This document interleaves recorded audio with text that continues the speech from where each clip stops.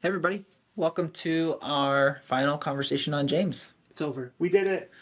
We're in a different setting. Yeah. Where are we at, Ty? So we're at North Central University in Chicago Hall, kind of like the lobby area. Yeah, they give everything a name. When I was a student here, it was all named after the department. So this used to be the CYL, Center for Youth Leadership. Then as programs changed and a lot of youth degrees left, this building needed a new name, so they gave it Chicago Hall. Chicago Hall. Is what's upstairs right now? There's a classroom upstairs. That's basically it. Hmm. And then this is where you were a student or lived in the cities. This is the same building the bookstore used to be in, but they've moved that over to the main building in Miller. So One time in the room upstairs here, I was at a church planting event that was put on by the national office CMN network. They were doing it upstairs. So the one I brought pizza to? No, I went up to one of the. I can't remember who it was. It might have been Alex, one of the support staff. And I went to him with a dead straight face before it was about to start. I said, I would really love to sing a special to get started. And I said, I have my tape out in my car, and I'm going to go get it. Could you make sure we have something to play it on? And I walked away. You're so mean. And we never talked about it again. But I knew he was nervous about that the whole time.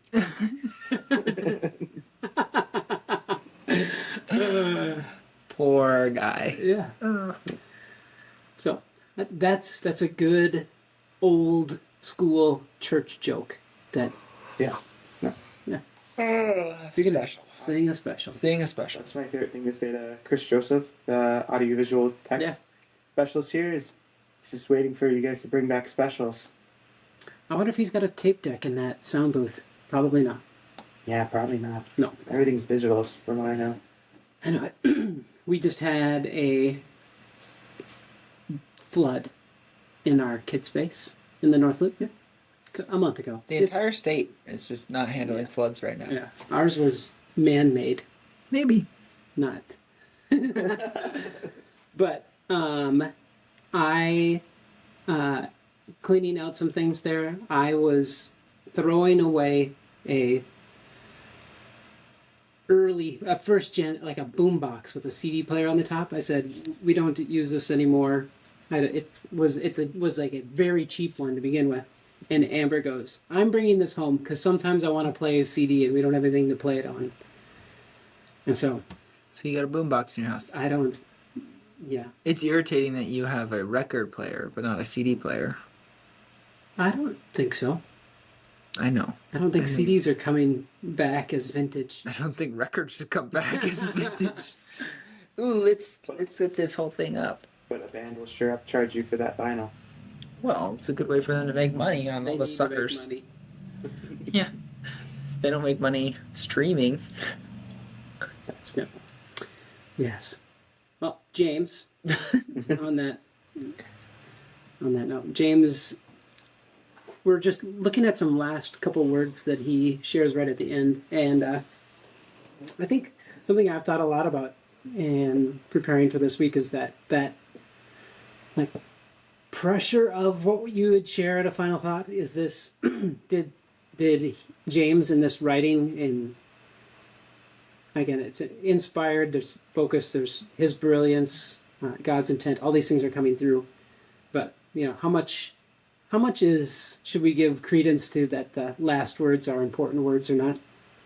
I don't know if there's an answer to that, but I do think that it is remarkable that James would end with not a declaration like, you could do it now, stick with it, don't give up, but rather he gives a declaration. If there are others around you that are struggling, that are wandering, bring them back. Go help them. And that's a very different declaration as opposed to self-preservation. Now it's a declaration of go help others. Be generous with your preservation of others. Yeah, I think it's partly too. I always picture James as the old guy trying to impart some wisdom and people he cares desperately about. And it helps me in the moments where sometimes he says things that can be a little intense. But in that moment, I feel like he's like almost saying like everything that I've said to you, if the outcome of that isn't to help those around you, and instead you're hogging it for yourself or trying to make yourself better, then you've kind of missed the whole point. I think there's for sure now, I don't know how much it was, probably a universal thing of seeing all things that are valuable as being finite. Like if you use it, you lose it. It's gone. It's a consumable, limited quantity. Mm-hmm. And that is not true with love and care and compassion. These things, our own capacities are limited, but God's love for us is not something that is, spent and done. He's only got it for a couple people. That's a radically different theology. Yeah, and in fact, it's probably it is actually the opposite of it. Like, if it's not something you practice, then you will lose it or your ability. Because we would say that a person who loves us or that we love, we have limited capacity for them or them for us, and that's not the theology, the biblical perspective of who God is. His love is limitless, and He has got singular focus for all of us together. But so James, again, this line is, if any of you is wandering from the truth, there's a great reward, and this is a summation, but a great reward in welcoming, bringing them, encouraging them to come back. And James he's given 56 directives in this text, and this is kind of a directive, but it's more of like the why. There's reward in bringing somebody back from wandering from the truth. And again, another thing I've just been thinking about is that what is that reward? And there can be like God gives you a blessing token, whatever that is. Blessing token. But I think one thing that is really practical in it is that the blessing of bringing somebody back from wandering is that it's removing isolation for yourself.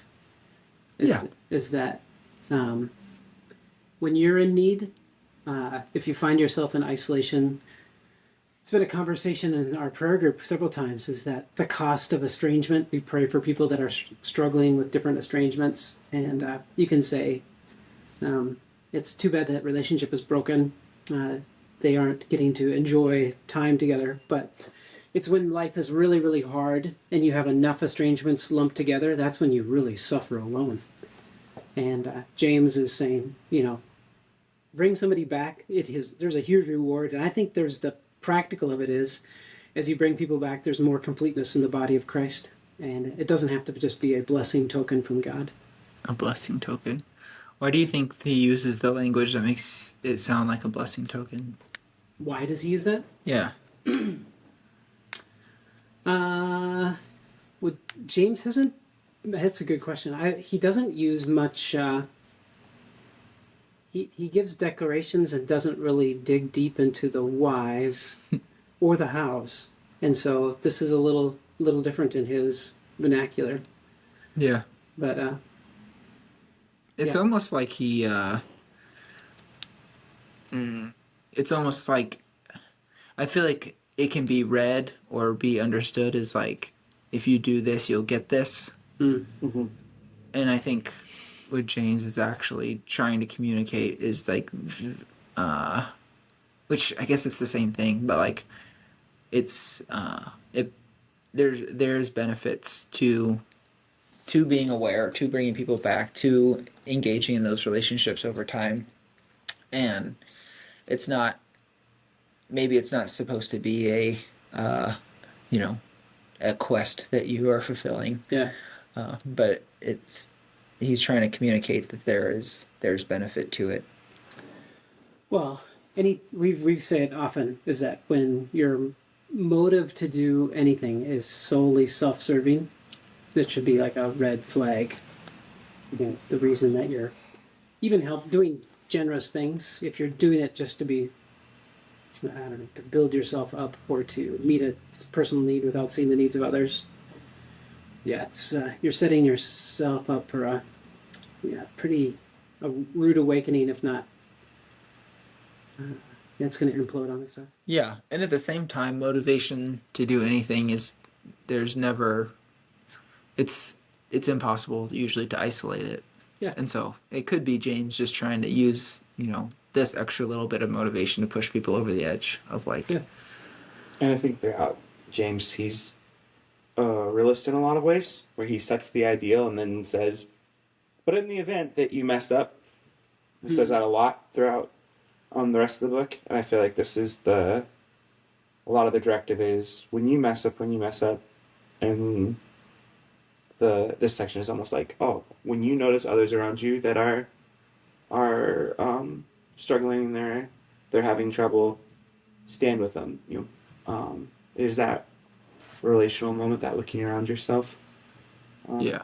Oh, and hopefully if you are the one that is struggling in that, you can hear the words of James and be like, not only is it okay, but there are people that should be motivated to help. Mm-hmm. Mm-hmm. Yeah, and that's definitely when I hear stories or talk with people who've stepped away from pursuit of a Christian lifestyle, Christian community. That's one of the big ones for the reason why they give it up is because they were going through some sort of hardship or big life events, and they looked around and there was no one to be there shoulder to shoulder. So this call from James to lift your head up and see who needs someone standing next to him is really poignant. Yeah. Yeah, I think the responsibility is mutual. If it isn't, James doesn't say, and I feel like this is a Christ, Jesus echoes this over and over again, is that out of your own strength, well, Paul definitely too, is that it's not out of your strength, not out of your capability, not out of your wealth, not out of your excess that you would help or care for people. You should help, care, love as I've loved, even in our own shortcomings, and not have a moment like I'm the one that needs right now. Well, also yes, and you have something to offer. Yeah, I think this will be again an announcement card game that'll be kind of fun, but we're asking. We've got 20 different things that people do: read, hike, dine out, watch TV, exercise, so on. And to people indicate whether they like to do those things alone or together with people. And that people add up their alones and add up their togethers and see. It's not an introvert extrovert thing, but then for people to have the conversation. How do you determine whether you want to do something alone or together? And for people to really think about that circumstantially will be so much fun. I think that people will be shocked maybe with I've done it a couple of times, and I've kind of a little surprised how my A's and T's are kind of equal.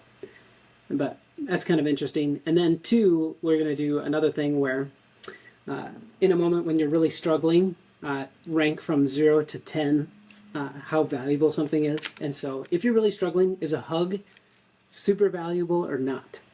Is someone giving you space? Is that super valuable or not? And then to just, again, going through this list of 10 different things, and then to really realize, again, sometimes what you need is not the same from everybody, obviously. And sometimes what I need, if you just say, oh, what I needed in that moment really was a gift. And sometimes you receive a gift and you go, what in the world am I going to do with this? But again, the reason to work out those things is because when people are struggling, and we're compelled or called to reach out to people or to help bring them back, we have to understand, the value of together, but also the complexity of coming together, not necessarily assuming what somebody needs is what you're offering without any thought. And so I think on that list of things valuing from 0 to 10 is advice. And I bet some of the people in all of our histories that have wandered away from Christ, if we just said, listen, I have some important advice for you. I don't know how much effect that would really have in the positive. But it'd be interesting to process this. And again, if the goal is to James to, he throws out these directives or these insights and then really trusts us to figure out how to do it. I think it's important to understand the complexity of helping people and what it is to help people even together or to lead to being together. Yeah, when I look at that list, I and think of like the more difficult seasons of life. Not only are the things I want and the things I need pretty different, but they also like change by the moment, like quickly. Yeah. Which there's a lot of complexity to that. Yeah, I can see in the what I like giving value score to these different things. When I'm really struggling, I probably give some space, leave me alone, maybe as too high of a score. Isn't necessarily what As I you need. want, or you need. That's what I'd say is like, you know what I really need right now is for you to leave me alone. Yeah, go away. But what I probably really need is, that empathy and unconditional love. And I think that too is to realize that sometimes the medicine I need isn't necessarily the medicine I want. Yeah. And when I am trying to help somebody else, it's not up to me to plow through that. It's something that they have to work through themselves. I'm definitely, when it comes to processing things, I'm definitely very different than my wife. Yeah. That's pretty fair to say. But no, when we have big life moments, I'm usually like, my first reaction is like, let's just push through this. Like, let's just do the hard stuff right away, and then the emotional processing like hits a day or two or a week later, and that's what I'm like wanting to. I do things in like reverse of my wife. Like my wife feels everything first, and then like picks herself up, and then it's like, all right, let's hit the road. Let's do this. Do the work.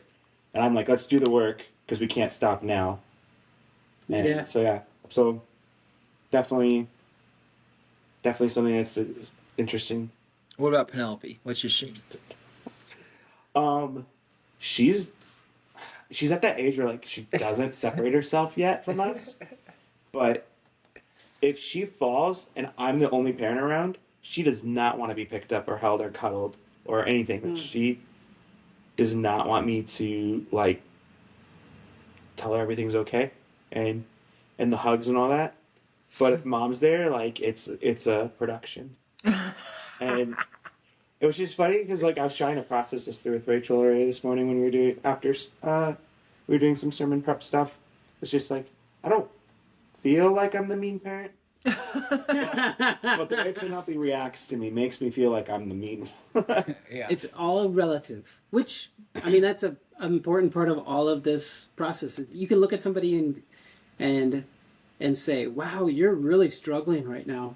Yeah. And again, that's a relative declaration because there are people that are really struggling, wandering, hurting, whatever, and it's way worse or way less. But it's to take ownership of what their experience is, or to allow them to take ownership of their experience, and then to take ownership of our process of being somebody that helps them back. And helping people back is not deflating their experience. Yeah.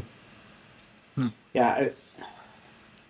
And this is something too. It's like I know to many of my friends who would have we went to college together. You know, we all attended North Central, and they would have been people who consider themselves,